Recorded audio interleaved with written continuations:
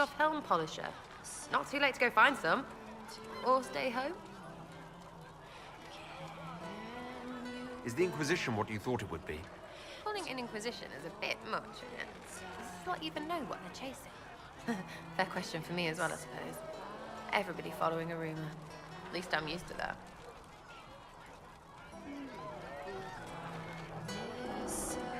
You apparently have a lot of friends. Tell me about your network. It's not mine, right? I mean, it is, but it's also everyone's. Everyone who wants to shove it to nobles who hide behind gold and silk. And hats, I guess. Is Red Jenny real? Or was she always just you and your friends? Dunno. Don't you care? Not if it works. I mean, Red is scary because blood. And Jenny is... Look, nobody fears the bunch of people who do random stuff. And besides, it's easy. Nobles want a bogeyman because they need to believe normal people can't get at them. Numbers, right? It don't have to be so complicated. Doesn't this mean people think you're guilty of more than you actually do? I suppose. Does it matter? Shouldn't it? Important people kill over imagined insults. I've made more than enough real ones, so no. I don't suppose it does. Are you just about pranks and revenge? Or is there more to it? Well, it's a weave, right? I grease the ballroom, so a wyvern chasing Git has to hunt sprained. Strangely, handmaids leave his vault open. His heirlooms pay off someone else. Maybe clean streets in Kirkwall so someone gets something else. Pish, pish, pish. A lot of people eventually get help or a laugh. Or maybe someone dead, if they deserve it.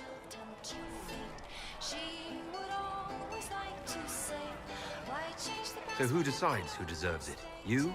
By what authority? Look, Dukey cuts the stable boy's finger off for snagging a biscuit. He's eating an arrow for tea. Deserves it. Most times, it's just fun. And embarrassed, the same as dead for some. Anyway, assassin's a bard's job, innit? No fun, that lot. They might plonk a noble, right? But only to raise another. Plus, I'm shy at singing. Where are the people you promised? If I knew, they wouldn't be much use. That's sort of the point. Look, unless your baddies are rocks or trees, they have people they use. Cooks, squires, wipers. Yeah, I know, wipers, right? You better believe the one with wipers deserve it, right in the... Well, anyway, the little people will be there when you need them, in a million little ways.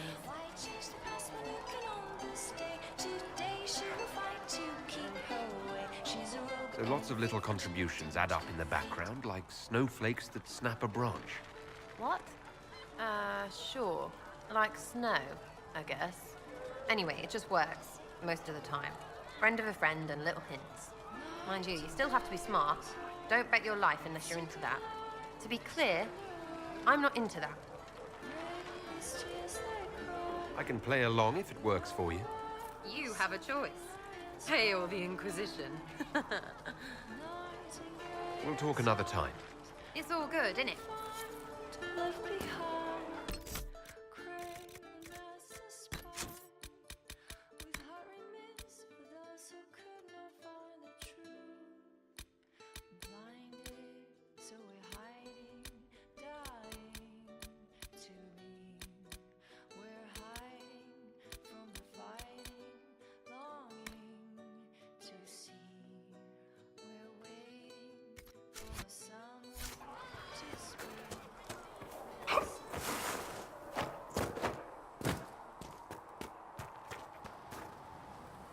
What can I do for you?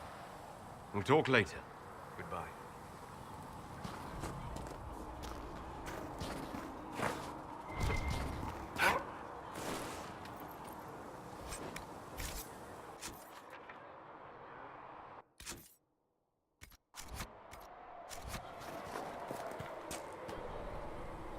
Hello.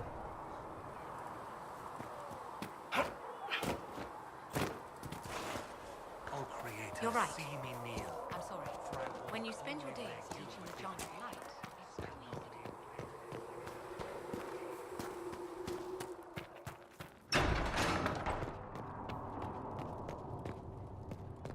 to... You've never been to a circle, as far as I can tell, yet you're remarkably skilled. Were you self-taught? Not at all. I studied magic with Keeper Deshana. I have heard about the traditions of magic among the Dalish keepers, but it's all third-hand. In my own experience, nothing is more deadly to a young mage than a lack of knowledge, which makes the current state of things precarious. What do you imagine will happen if the circles are not restored? Do you foresee the Dalish taking us all under their wing?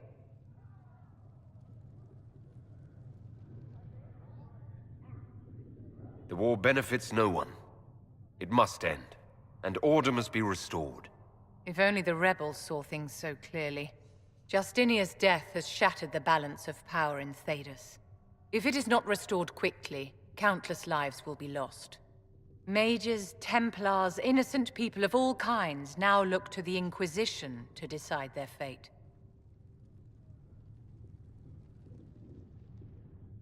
I'll try not to let them down. Failure is a luxury we cannot afford, my dear. For almost 1,000 years, the world believed it was in the hands of the Maker. And now many believe you are the agent of his will.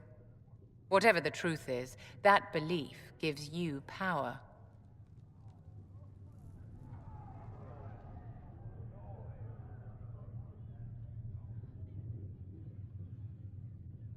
Nobody should claim to know the will of the Maker. Not me, and not the Chantry. Perhaps nobody should.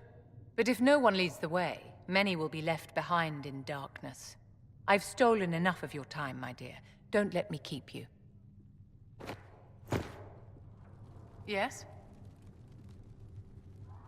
Is there anything I can do to help your efforts at restoring the Circle? After the circles fell, their libraries were plundered by scavengers. 1,000 years of recorded knowledge in the hands of bandits. It makes me sick to think of it.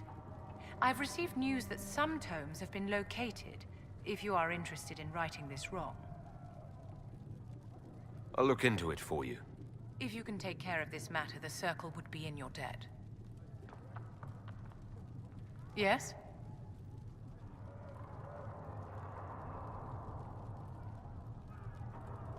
Do you think that you and I might, someday... I don't see how that benefits me in the slightest, my dear. Yes? I wanted to ask you about the Circle of Magi. Of course. What do you wish to know? What was it like to live in a circle? My dear, your question is the root of all problems with mages. I cannot tell you. Every circle was different. Their Templars were different, their politics unique. And every person within each tower had an experience of circle life unique to themselves. Some people suffered and some were content. Some were cruel, some compassionate, and some indifferent. The same is true of people everywhere, in all circumstances, whether they are mages or not. So tell me about your personal experience with the Circle. I enjoyed life in the Montsimard Circle, my dear. It was an edifice devoted to knowledge and refinement. And there is comfort to be had, you know, in the company of fellow mages. Those born without magic will never truly understand us.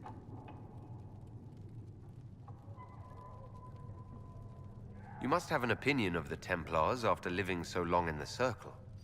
Having opinions about Templars, my dear, is exactly like having opinions about mages or Navarans or men. I have known some who were impossible to endure and some who were utterly charming. I have suffered insults at the hands of those in the armor, but no more than I endured from nobles or tradesmen in Val Royal. Personally, I have found the Templars a useful tool, skilled at keeping more unpleasant elements at bay. If the Circle disbanded, how can you still belong to it? The Circle is an idea, my dear, and an idea cannot be dissolved. Many of the first enchanters voted for rebellion, caring little that anything short of a unanimous decision would pit mage against mage. Rather than dissolving it, Grand Enchanter Fiona's vote split the Circle in two. The rebels follow her, the loyalists follow me. If you lead all the Loyalists, why are you only First Enchanter and not Grand Enchanter? Grand Enchanters are elected, and since there are no first enchanters besides myself, no vote can be held. I could name myself Grand Enchanter, but the title holds no meaning now. When the circles are restored, that will change. How did we come to this state with the circles in revolt? A failure of perspective that infected Circle leadership. Mages lived solely in a world of Templars and Mages. They could not even imagine what was beyond the tower walls. Kirkwall gave the world a reason to remember its fear of magic. A mage killed hundreds with a snap of their fingers. Across Thedas, a new tangible fear of magic grew. Commoners and nobles alike called out to the Chantry for protection. But the malcontents in the towers thought nothing of this. They cared only for themselves and for their anger at the new Templar restrictions. When a mage attempted to assassinate Divine Justinia, again, the mages protested the investigation. The leadership chose to vote on independence based on the intolerable conditions imposed by the Templars, sparing no thought to the fact that magic was more feared in the aftermath of these attacks than it had been since Tevinter's day. So long as they had their freedom, they could care little for riots, angry mobs, or about pitting mages against each other. Are you familiar with Grand Enchanter Fiona? We've met. Before her horrendously ill-timed and selfish vote for independence, I thought her adequate at her job. In her dotage, she could not handle looking after the well-being of so many people. We would have done better to replace her years ago, to let her spend time gardening.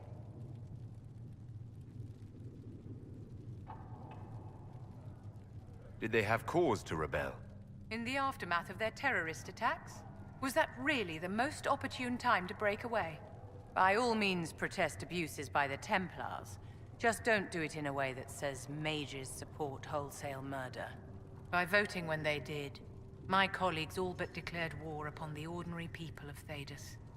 A war in which we are outnumbered 100 to 1. I thought the fighting was only between mages and Templars. Why are mages fighting mages? The vote for independence was carried by only a small margin, but Fiona chose to let the motion stand. Those who opposed a rash declaration of war against the entire free world had little choice. By breaking from the Chantry when they did, the rebels declared themselves in support of mass murder. Anyone who did not wish to support terrorism and the slaughter of innocents was forced to take arms against the rebels.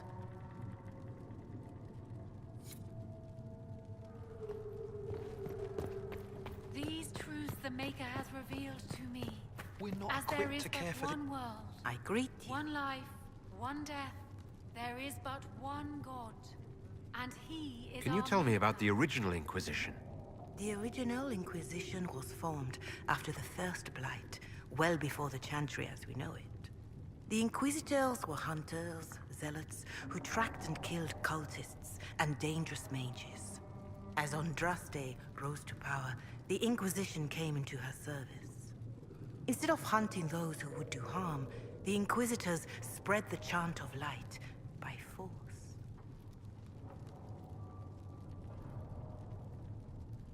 It must be difficult to follow the chant of light knowing how it spread.